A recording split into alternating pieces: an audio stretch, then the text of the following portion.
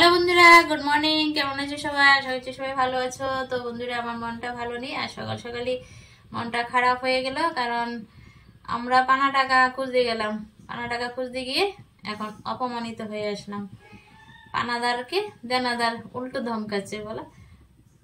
টাকা পানা গেলাম, কবে দেবে না দেবে জানতে উল্টো আমাদেরকে ধমকাচ্ছে। বুঝলে বন্ধুরা, কি যুগ আসলো। তো পানাটাকেও খুঁজতে পারবো না। নেয় সময় হাসি মুখে দাদা বৌদি বলে নিয়ে যায়, আর যখন খুঁজতে যায় উল্টো আরো মাথার বাড়ি দিয়ে দেয়। এই অবস্থা পরিস্থিতির সৃষ্টি হয়েছে। তো বন্ধুরা, চলো আজকে সকাল সকালে ব্লগটা শুরু করে দিলাম। চা খেয়ে ভাতের জলটা বসিয়ে দিলাম। তো আর সারাদিন টুকিটাকি যাই পারি একটু শেয়ার করবো। যদি মনটাও ভালো নেই তাও একটু শেয়ার করার চেষ্টা করবো। তো চলো লাইক দিয়ে ভিডিওটা দেখতে।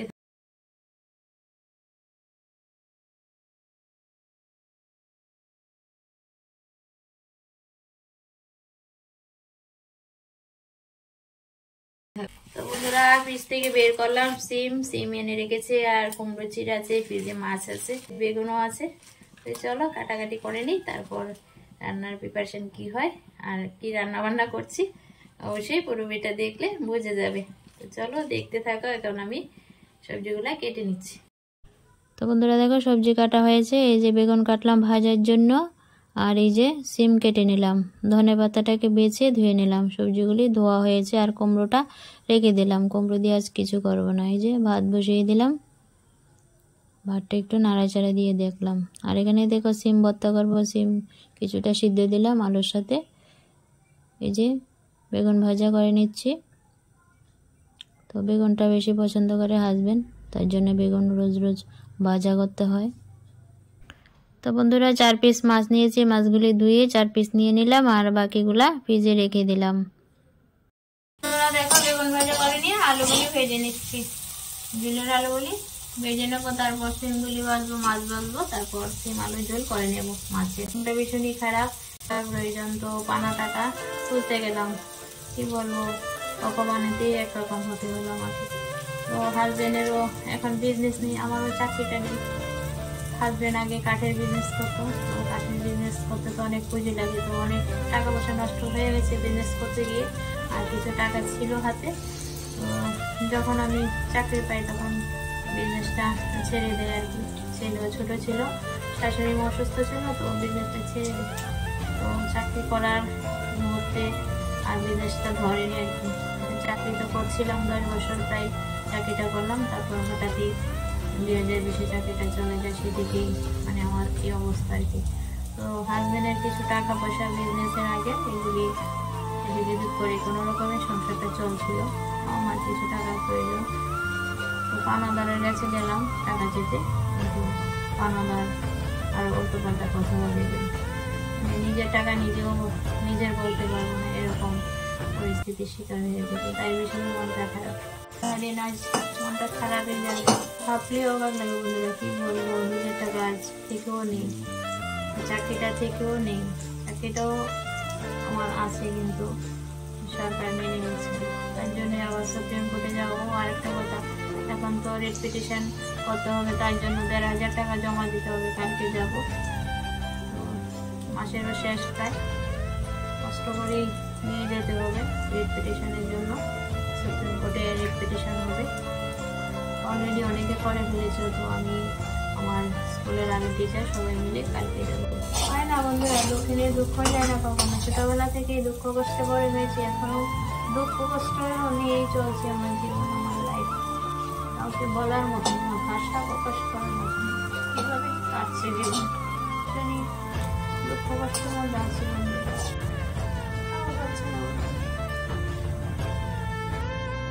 তো বন্ধুরা, আজ মনটা খুবই ব্যথিত, দুঃখিত।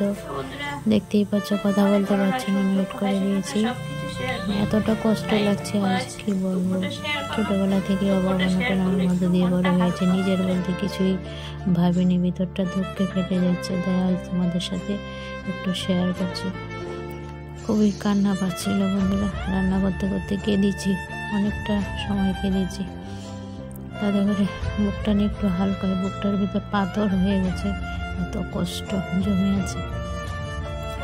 তো নিজের বলতে কিছুই ভগবানের কাছে চাইনি, মানে সুখ দুঃখে কেটেছে।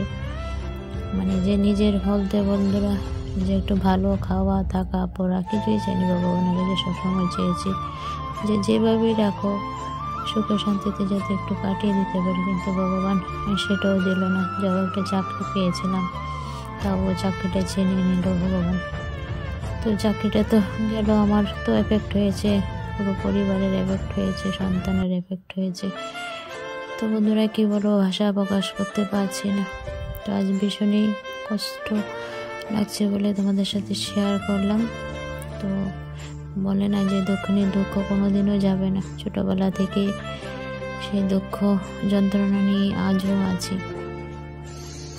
ভিতরটা যেন পুড়ে ছাই হয়ে গেছে, বুকটার ভিতর নেই কিছু, ছাই হয়ে আছে। আগুনে যেমন পড়লে ছাই হয়ে যায়, মনে হয় আমার ভিতরটা এরকম ছাই হয়ে আছে। তো এইভাবে করে বন্ধুরা চলছে জীবন। তো বন্ধুরা এটাই বলছিলাম, বুকটা জ্বলে ছাই হয়ে গেছে, কিছুই নেই, উপরে শুধু আড্ডি মাংসটাই রয়েছে, ভিতরটা পুরো ছাই হয়ে গেছে। তো কোনোদিনও বন্ধুরা ভগবানের কাছে চাইনি যে আমার মানে আলিশান বাড়ি গাড়ি হাড়ি ঘোড়া লাগবে, কিন্তু চেয়েছিলাম সাধারণভাবে সাধারণ পরিবারে দুটো ভাত খেয়ে, দুমুঠো ভাত খেয়ে যেন কোনো রকম দিন যাপন হয়, কিন্তু না, তাও হচ্ছে না। নিজেও কষ্ট পাচ্ছি, সন্তানের চাহিদা পূরণ করতে পারছি না। সন্তানের কি দোষ বলো, মা বাবা কাছে তো সন্তানের আবদার, কিন্তু সেই আবদারটুকু পর্যন্ত সন্তানের রাখতে পারিনি, ভালোভাবে লেখাপড়া করিয়া মানুষ করতে পারছি না। এরকম পরিবেশ পরিস্থিতির সৃষ্টি হয়েছে। যদিও চাকরিটা পেয়েছিলাম, ভেবেছিলাম না কিছুটা সুখের দিন দেখতে পাবো।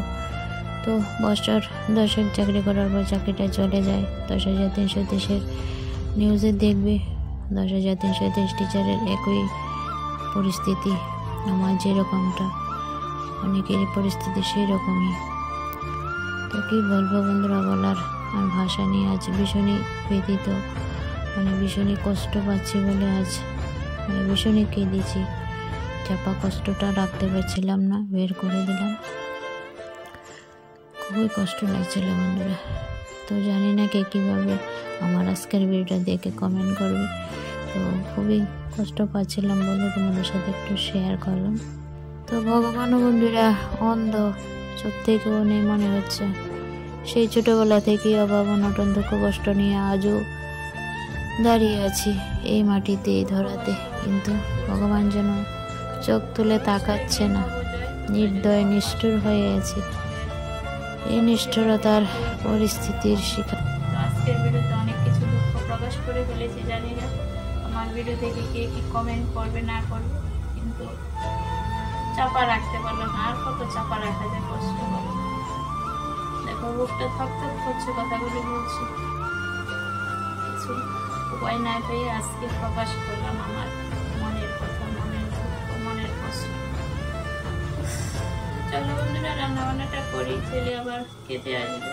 ছেলে সকালে খায়, ছেলেকে খেতে দেবো, আর হাজবেন্ড 12টার মধ্যে খাবে। আর আমি তো রান্না বান্না সেরে সেই দুপুরে খাই। খাওয়া দাওয়া কি করবো বলো, এমনিতেই পেট ভরে থাকে, কষ্টে দুঃখে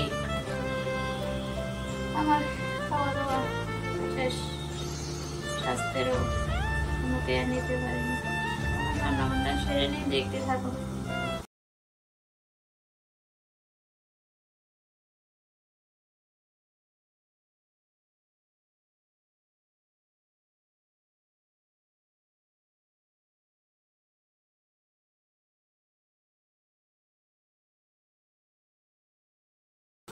তো বন্ধুরা দেখো ধনে পাতা দিয়ে জাস্ট করে নিয়েছি হচ্ছে সিম ভর্তা।